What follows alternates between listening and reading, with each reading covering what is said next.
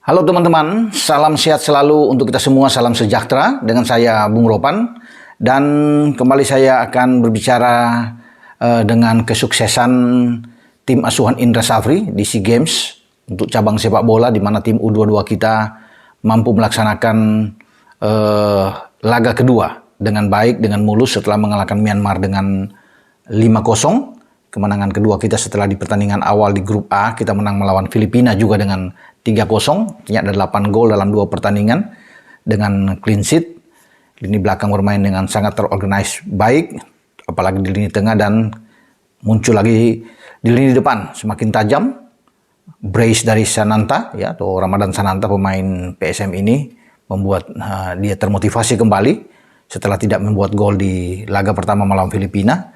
Juga Marcelino yang mencetak gol keduanya setelah mencetak gol pembuka juga melawan Filipina, dan dia juga mengawali gol pertama melawan Myanmar dari pesta gol kita di Stadion Olimpik di Phnom Penh, Kamboja. Fatur Rahman juga ikut membuat gol, dan ada Titan Agung yang membuat gol penutup kelima melawan Myanmar. Nah, dari kemenangan ini kita kemudian akan menghadap Timur Leste pada hari Minggu 7 Mei yang akan datang. Pertandingan ketiga di grup A. Tidak boleh menganggap remeh atau tidak boleh menganggap enteng. Walaupun Timur Leste itu sudah 2 kali kalah dalam 3 pertandingan mereka, tapi kemarin mereka menggasak Filipina. Tim yang kita kalahkan dengan 3-0 di laga pertama, Timur Leste juga menang dengan skor yang sama 3-0. Ada clean sheet. Ini saya boleh mengatakan luar biasa buat mereka. Setelah mereka kalah dari Kamboja dengan 4 gol, kalah dari Myanmar dengan 1 gol, tapi kemudian mereka bangkit dan menang melawan Filipina 3 gol, menempatkan pasukan Park Son-tae ini ada di urutan ketiga saat ini, ya, karena paling buncit adalah Filipina, keempat Myanmar. Posisi atas ditempati oleh tim nasional kita, tim U22 kita dengan 6 poin, diikuti oleh tuan rumah Kamboja dengan 4 poin. Nah, lawan Timur Leste, ya, harus berhati-hati. Ya, boleh saja bagi Indra Safri sebagai pelatih ini ada rotasi, ya, yang dia memberikan kesempatan kepada pemain lain yang belum bisa bermain untuk tampil melawan Timur Leste. Karena secara kualitas saya pikir bukan mendahului, ya, tetapi kita bisa memenangkan pertandingan. Ya, kualitas permainan kita oke. Kalau melihat pertandingan kedua melawan Myanmar, semoga terus dipertahankan, bahkan ditingkatkan oleh Rizky Ridho dan kawan-kawan, dan tetap kita fokus. Ya. Kita boleh bereforia setelah mencatat 2 kemenangan yang gemilang, tetapi semua itu kita lupakan saja. Baik kemenangan terakhir melawan Myanmar, ya, karena kita harus tetap pertandingan demi pertandingan. Sekarang fokusnya, konsentrasi sudah harus ke Timur Leste. Ya, itu saya bilang tadi, secara kualitas kita ada di atas, ya, kualitas permainan kita, apalagi secara individu pemain, kalau head to head dengan Timur Leste kita ada di atas mereka. Namun tetap, ya, karena mereka kemarin sudah menunjukkan ada perbaikan dari Timur Leste ini dengan mengalahkan Filipina. Terlepas Filipina itu bermain dengan 10 pemain sejak menit ke-27 melawan Timur Leste. Dennis Chung keluar, ya, ketika dia mendapatkan 2 kartu kuning karena Filipina bermain 10 orang, tapi tetap kita harus bisa mengapresiasi kemenangan Timur Leste atas Filipina ini. Jadi bagi Park Son-tae, ya, sebagai pelatih, mereka juga ingin membuat kejutan melawan Indonesia, tim yang kuat di grup A. Ya, mereka pasti menyadari, mereka tahu bahwa kemampuan Indonesia di atas mereka, sama seperti dengan yang dialami oleh Filipina dan Myanmar yang memang mengakui keunggulan kualitas permainan kita, pemain-pemain kita yang baik, ya. Tetapi dalam sepak bola semua bisa terjadi, makanya kita harus bisa bermain dengan tenang, ya, untuk menghadapi Timur Leste. Jangan sampai tersandung, ya, nggak usah kalah, imbang aja kan, ini satu pukulan buat kita. Walaupun di awal saya bilang saya masih yakin kita akan menang, bahkan di atas 2 gol melawan Timur Leste. Nah, apa yang harus kita lakukan melawan mereka? Ya, kalau melihat dari starting line up yang ditampilkan Indra Safri dibandingkan lawan Filipina ke lawan Myanmar, memang ada 4 pergantian di sana. Termasuk Bagas Kava yang bermain di kanan menggantikan Rio Fahmi. Kemudian ada Taufani yang masuk di tengah, karena 2 pemain gelandang yang tampil cukup oke melawan Filipina di pertandingan melawan Myanmar itu tidak dimainkan. Hanya main di babak kedua, tapi Beckham Putra dan Ananda Raihan yang tidak ada di sana. Karena ada perubahan dengan Ferrari masuk ya untuk mendampingi Rizky Ridho. Kemudian Afriana Dewanga yang tampil berdua dengan Rizky Ridho melawan Filipina itu didorong sebagai gelandang bertahan mengisi posisi Ananda Raihan yang duduk di bangku cadangan dan masuk di babak kedua. Taufani itu masuk lebih awal menggantikan posisi Beckham Putra. Beckham pun dimainkan di babak kedua. Nah, di garis depan, Jean Kelly Schroyer yang main pertama melawan Filipina tidak dimainkan sejak awal.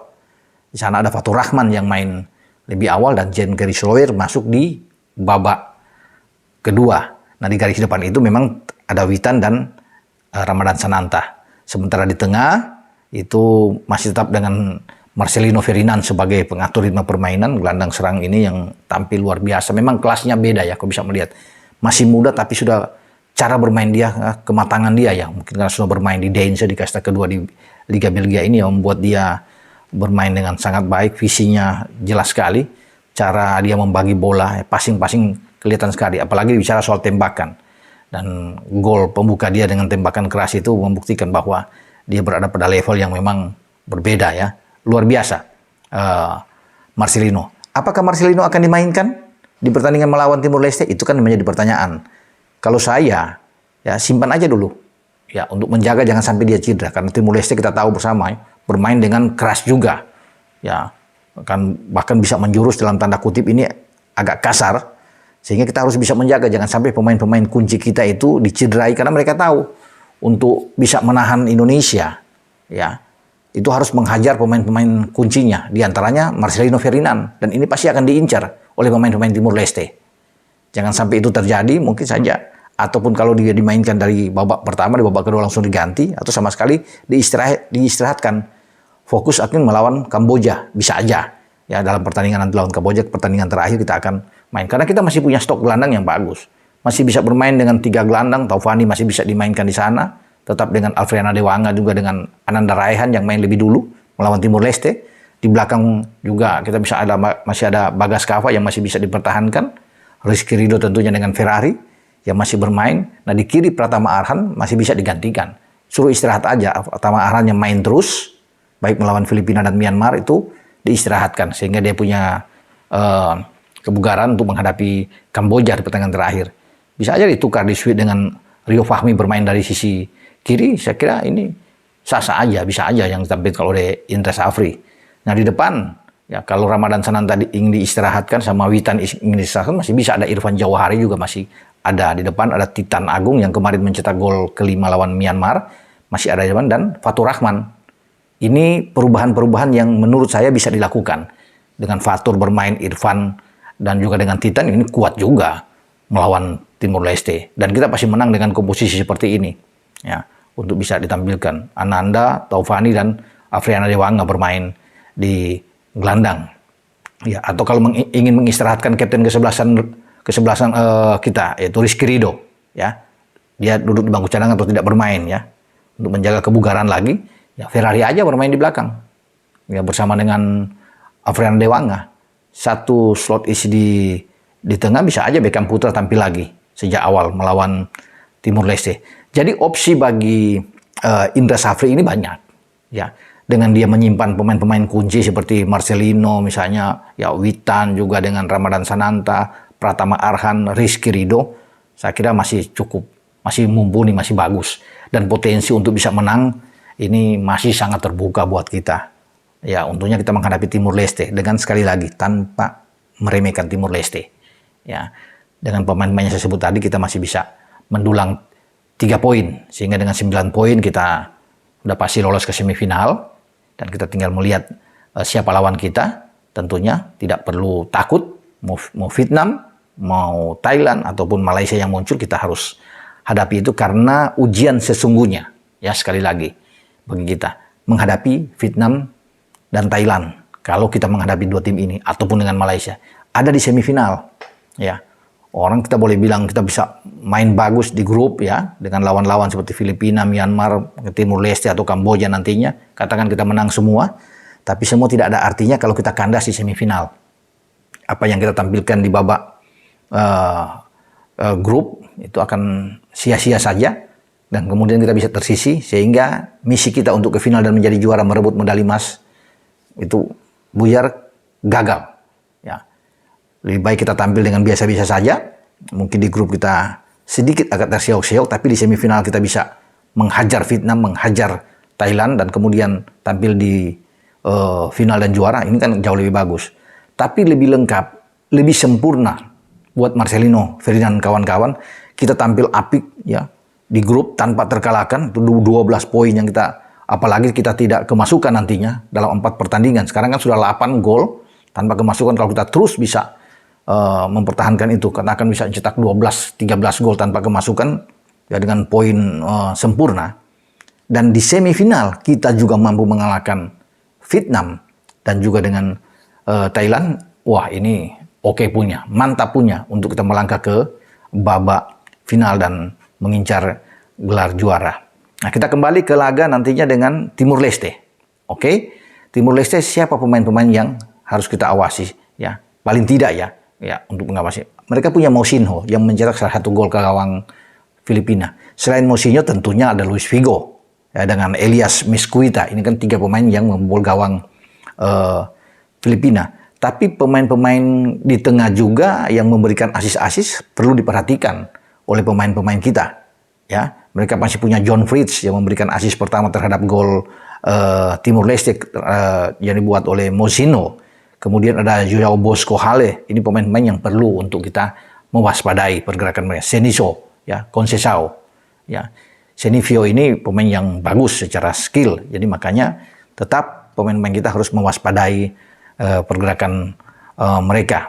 Ya, di samping penjaga gawang mereka juga Jorginho da Silva ini yang tampil gemilang saat menghadapi Filipina. Bukan tidak mungkin dia akan bekerja keras dalam pertandingan melawan Indonesia dan menjadi pahlawan untuk menggagalkan setiap serangan tim kita.